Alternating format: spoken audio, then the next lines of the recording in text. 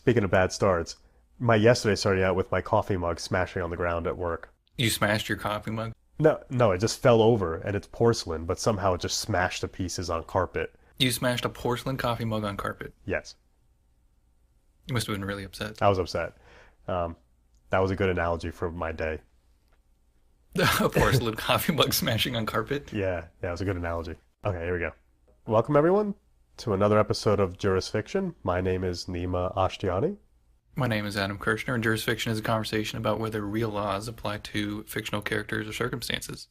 And today's going to be our Christmas episode. And I don't know about you, but when I think of Christmas, I think of Boris Karloff movies. But what? What? Boris Karloff movies. Oh, Boris Karloff was the voice of the Grinch in the original animated How the Grinch Stole Christmas.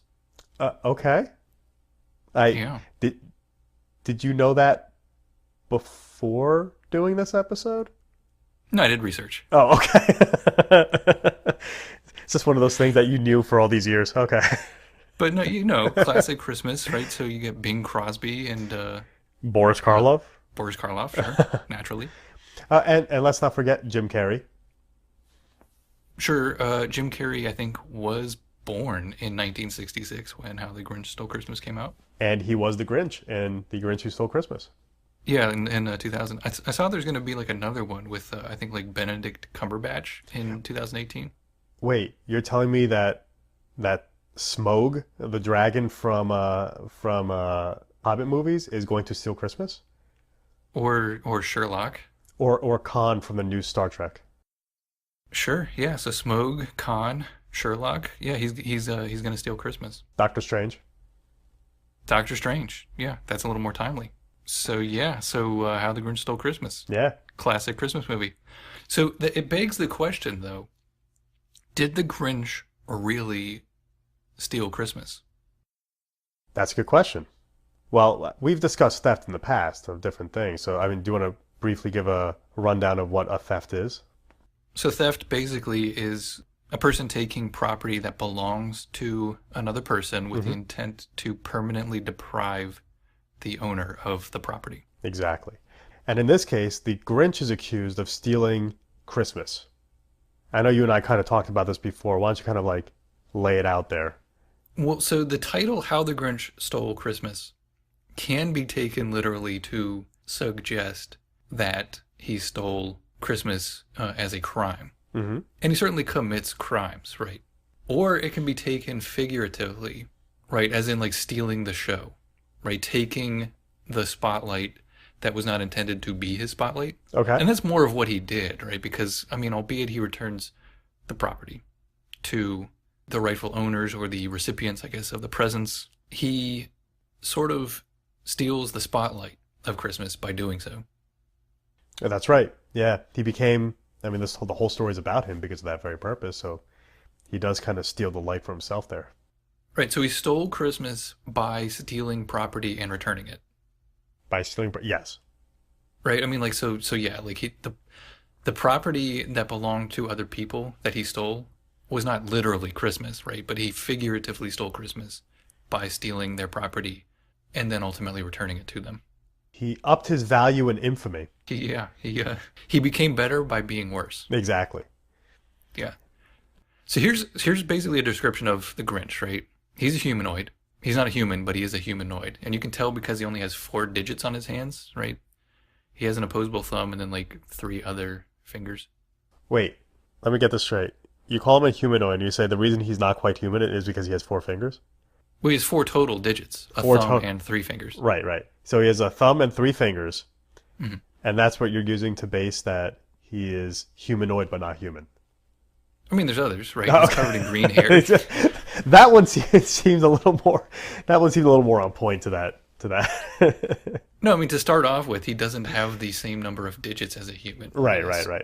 He has, cartoon hands. He's covered in green hair. Mm-hmm. Ordinarily, he is a never nude nudist.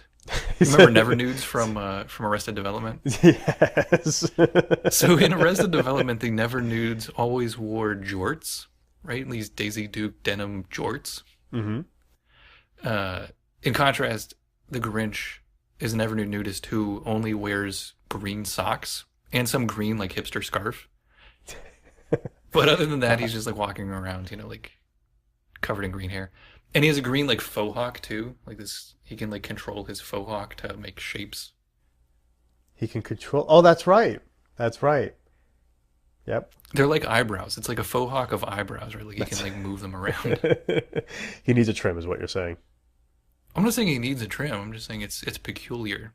It's a It's a distinctive identifying feature, right? So if you were to compile like a photo array or maybe a lineup, right? A police lineup, you would want people who are covered in green hair and are never nudes, who wear green socks and a green hipster scarf and have a faux hawk, a green faux hawk. All right. Yep. I like that. Yep. That makes sense. Never nudes. Yeah, you just can't trust them with your Christmas presents. So he lives in a cave on top of a snowy mountain overlooking Whoville. Right. And he has extraordinarily keen eyesight. Right? He watches the Who's down in Whoville without using a telescope. Like somehow he can like see them from way up top the mountain. Well, he is humanoid and not human. Yeah, so he has like powerful vision. And I'm trying to remember. He has a pet, right? It's a dog. Looks kind of like a dachshund, but not quite like a dachshund. A little pointier than a dachshund. So it's like a dachshund, but not a dachshund? Like a dachshund, but not a dachshund. Okay. It's a small dog named Max, right? Which I guess is like ironic. Which just goes with this whole like hipster scarf thing. Like he names his small dog Max. So one day he's after he's watching the Who's down in Whoville, he seems to be upset by them. So he decides to sew a shirt, triangular hat, and socks with red fabric and like a white cotton trim. Mm-hmm. But he continues to eschew the pants for whatever reason. Like he realizes that he should be wearing some clothes, but he skips the one that would cover his below his waist. And in reality, a true villain doesn't wear pants. That's why we put them in jail. I mean, yeah, if I were a police officer and I encountered somebody walking around wearing a red shirt and a red hat and red socks, but no pants, I would arrest them and detain them. That's indecent exposure. That's incredibly indecent. Super indecent. Now, is it still indecent even if he is so fur covered that he is not exposing his privates to the world? Yeah, being hirsute is not a defense to public indecency. So, we don't give legal advice here on jurisfiction, but this one is probably good advice that everyone should follow. Wear pants. Yeah, we can advise people to wear pants. Well, or at least shorts, right? Like wear a garment for your waist and below. Yeah, and don't make it like a towel or something like that unless you have like safety pins in it. Yeah. Yeah. Okay. That's nothing to do with this. Continue. So there's his first crime, right? Public indecency. Public indecency. Right, because he doesn't just like stay in his cave, as a never nude. He goes down to Whoville without pants on. Wait, is that how he stole Christmas? Because if you ever watch like a football game, baseball game, or something, there's always that one idiot that jumps on the field, streaking and running across the field, and like it stops everything, right? Everyone's looking at that like, oh my God, look what's going on. They steal the game, right? For that period of time. So perhaps for a moment, I guess. Yeah. For a moment, sure. But perhaps he's stealing Christmas by having everyone's eyes off of like the Christmas tree and presents and on his indecency. So most people don't actually see him walking. Well, so I guess like whenever he returns the next morning, he's just walking around without pants on. But beforehand, right, initially he's just walking around in the dark without pants on. Okay. Which again is troublesome in itself, right? But only a 2-year-old Who named Cindy Lou Who. Cindy Lou Who, yeah. Actually sees him walking around without pants on. Which again, right? That actually is worse. He exposed himself to a 2-year-old child, right? Which is horrible. That's actually significantly worse. Yeah, it is. It's very bad. It's extraordinarily bad, right? He's corrupting the morals of a child. He's a sexual deviant. he's in continuous violation of that law. Yeah, even if he didn't like steal all of their possessions, right? Like there's that one. There's at least one crime. Exposing yourself to a minor. That's a pretty big one too. That's a Megan's Law offender. Yeah, yeah. This guy's gonna be on like a bunch of lists. So right, so he's in there. He's walking around. He goes down to Whoville. He the way he gets there, right? Takes a bone, ties it to his dog's head.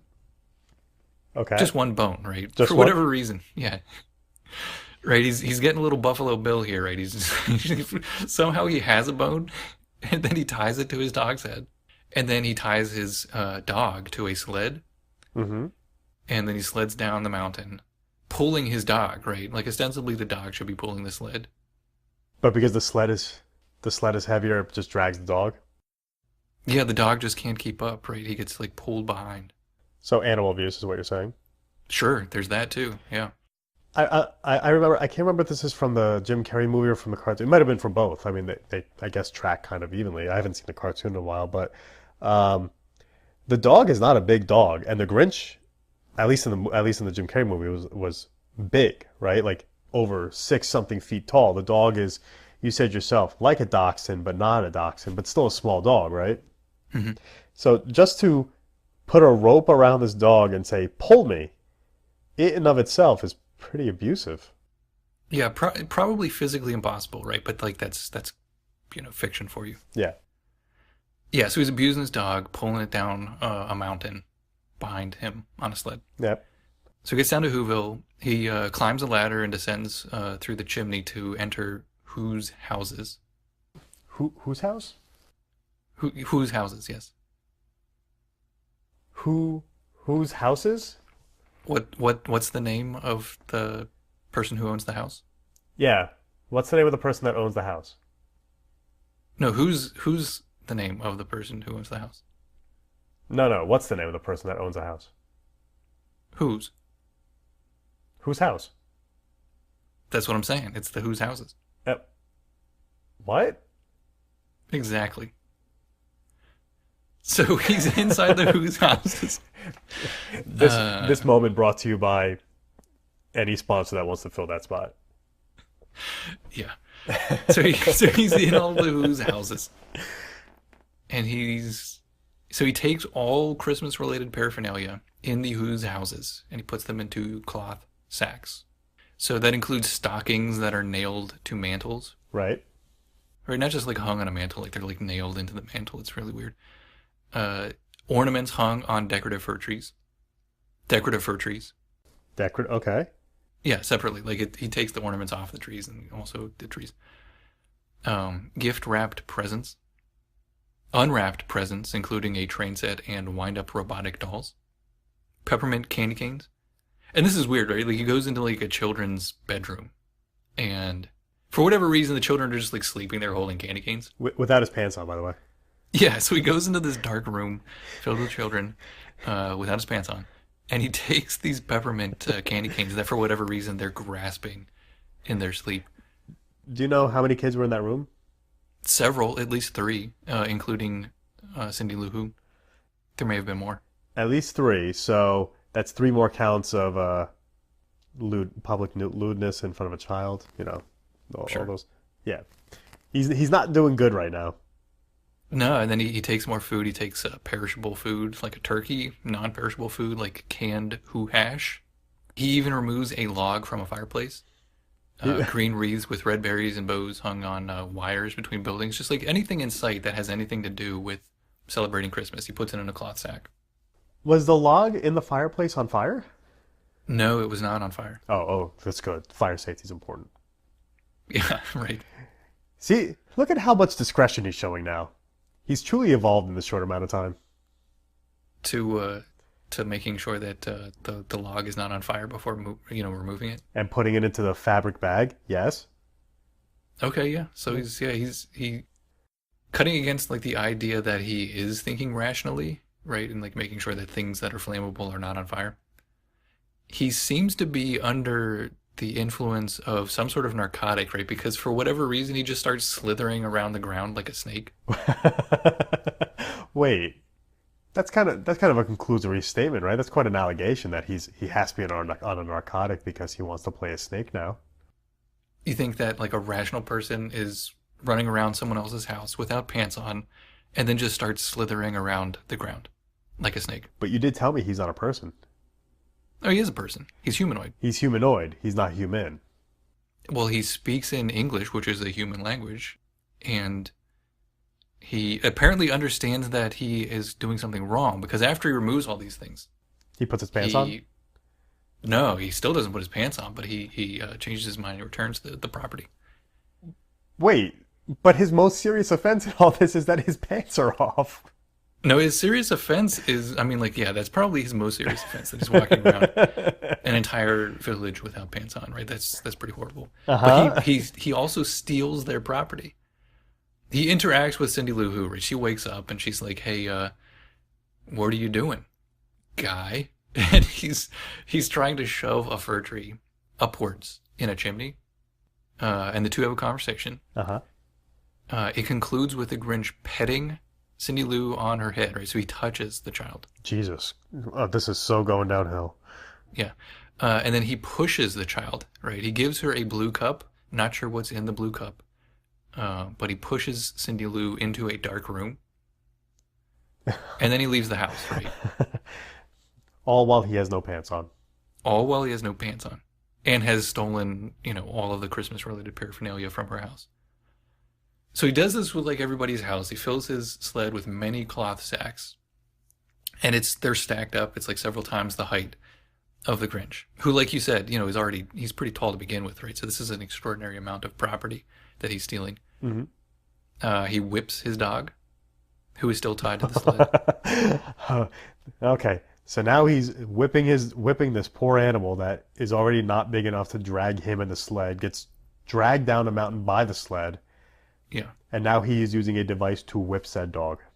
Yeah, and apparently like adrenaline kicks in because this dachshund is now capable of pulling the sled uphill, right? Like he couldn't pull it downhill, but he can pull it uphill when it's weighed down with an entire village of Christmas paraphernalia. Well, that makes sense because maybe while the Grinch was being a sexual deviant who robs people, the dog was being Max was being a productive member of society and going to the gym so that he could then actually do his job on the way back home. Could have been. Yeah, he had plenty of time. Yeah, all that time. Overnight.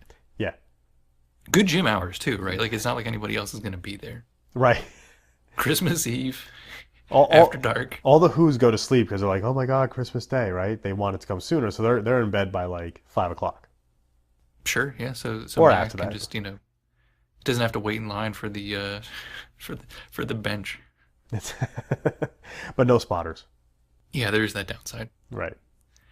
So Max tries to pull the sled, and he's pretty successful, right? They get up to like this crag, and then like the sled becomes stuck.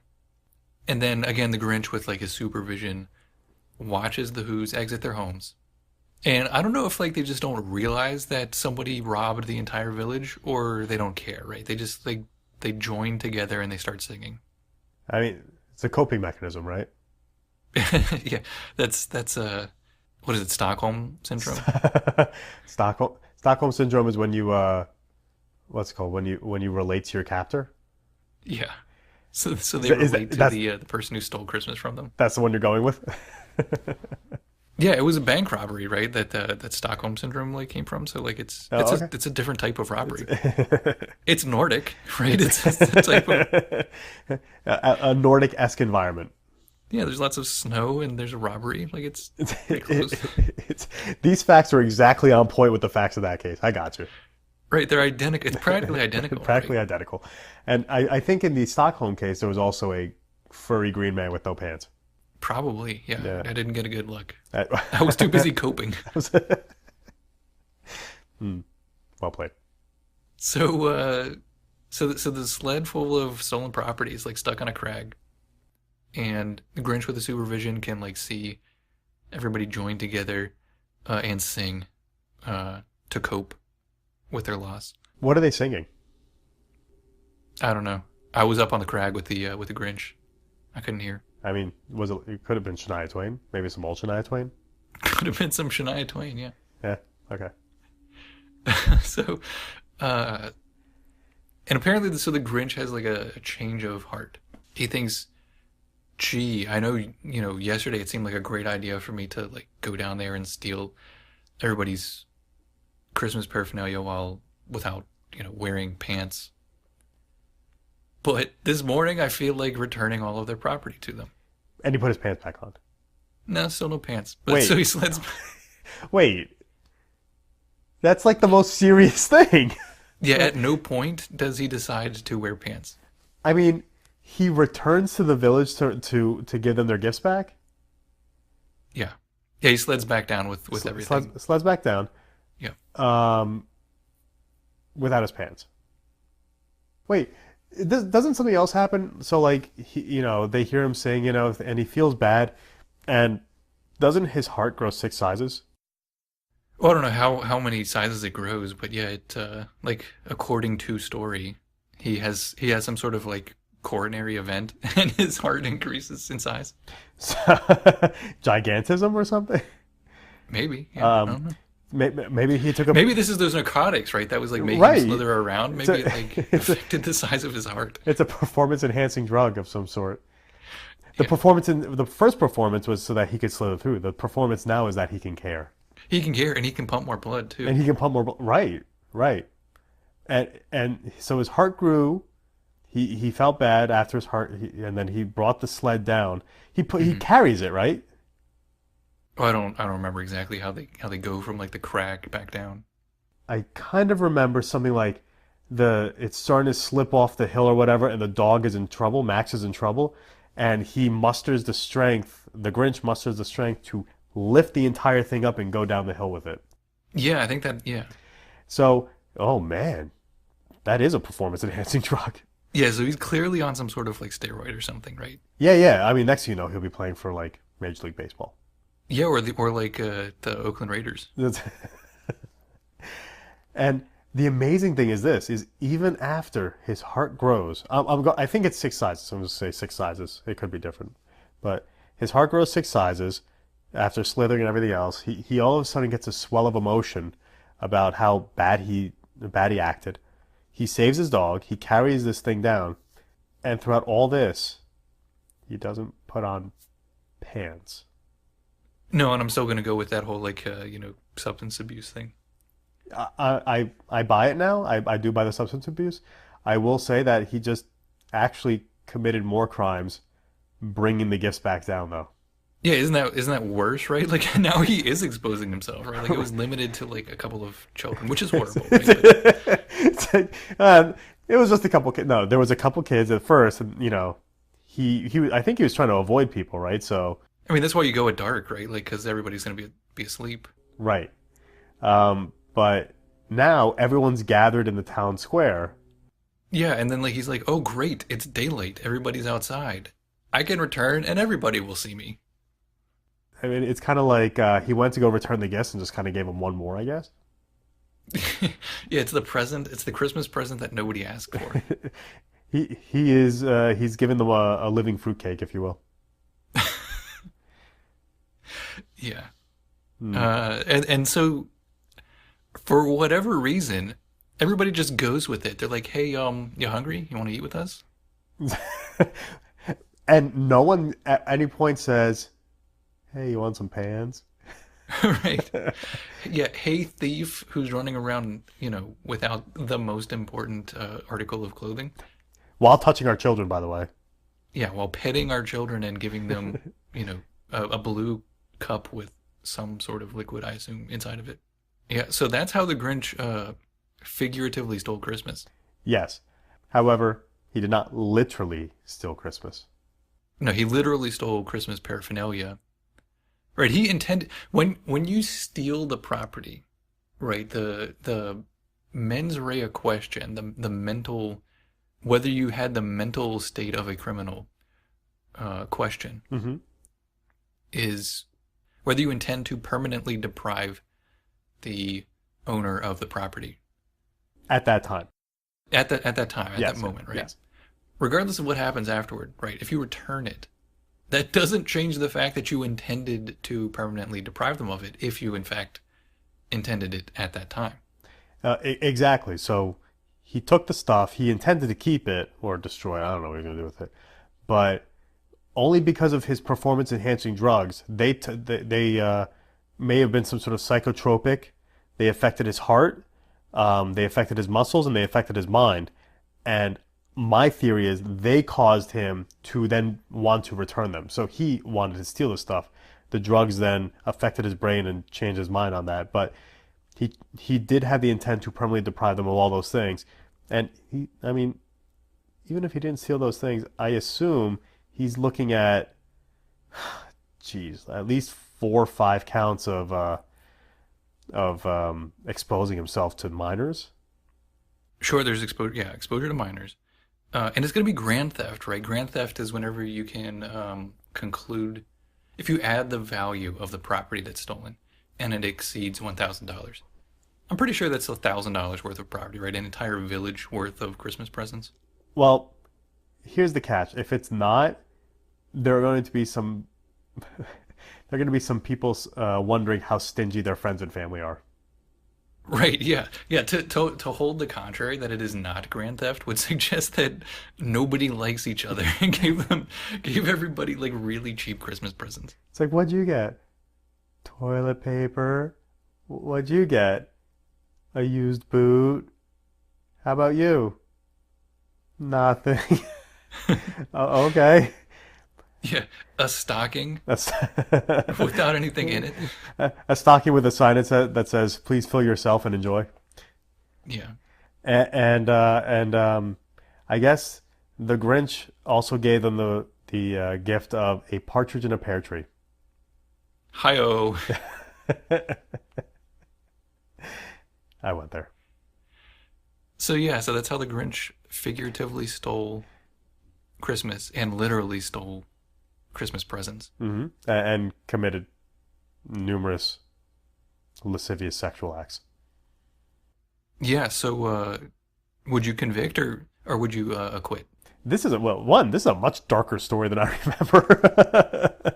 Yeah, no wonder they got Boris Karloff, right? This is a horror story. This is not a Christmas story. Okay, look, if one of the charges is theft of Christmas, I quit. Okay, fine. So yeah, so he figuratively stole Christmas. He figuratively stole Christmas. He is not a thief of Christmas. For grand theft, that again depends on the value of all the items. But yeah, he had the intent to permanently deprive, right? It definitely is theft. It probably is grand theft. Right. So theft of some sort, right? Because of all this stuff. So there's burglary. He entered the dwelling of another with the intent to commit a crime. That crime either being the theft of their items and or, the massive amounts of nudity in front of children. And then let's not forget all those acts of nudity in front of the children. He should be charged and convicted of all those things. Question is, does he have any defenses? Well, he's not a person per se, and he's actually not even one of those. Like, he's not even one of like the Who people, right? Yeah, no, none of them are green. He seems to be distinct from them. Are they furry? No, they're not furry either. So, I mean, not in the way that he is, right? They don't have like that hipster like scarf and I guess and the faux hawk. They don't have faux hawks either. I guess the only defenses, and I don't know if I mean these may not be defenses. These may be like more mitigating factors for if he gets sentenced. It depends, but maybe he just has a different culture. And look, that's no excuse, right? You go to a different place, you learn their cultures, you can get in trouble for their laws, but usually there's a little leniency for people just simply not understanding that what they did was a crime. I mean, if it's a violent crime, there's a little less, but you get what I'm saying with that. Well, he his acts afterward seemed to suggest that he knew that what he had done was bad. The theft, right? The fact that he returned them shows that he knew it was their property and he should not have taken it from them. So and that would be a mitigating factor to his sentencing. That they would come back and say, well, he can come back and say, but I gave it all back. I committed the crime. There's going to be a punishment for that crime, but it should be less because I changed it and I put it back. And the criminal justice system has a public policy to want to reward that kind of behavior because people do commit crimes, but if they can understand that what they did was wrong and try to undo it, the criminal justice system does appreciate that change of mindset. So there would be a mitigating factor to that.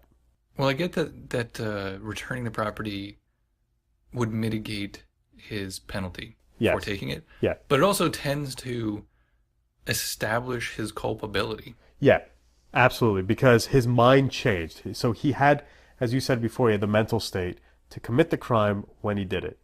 So he meant to commit theft. He meant to take it, permanently deprive them of it. And he understood that he should not have done it. Right. But there's still this one thing that bugs me. I don't know where to go with this, and that's his pantslessness.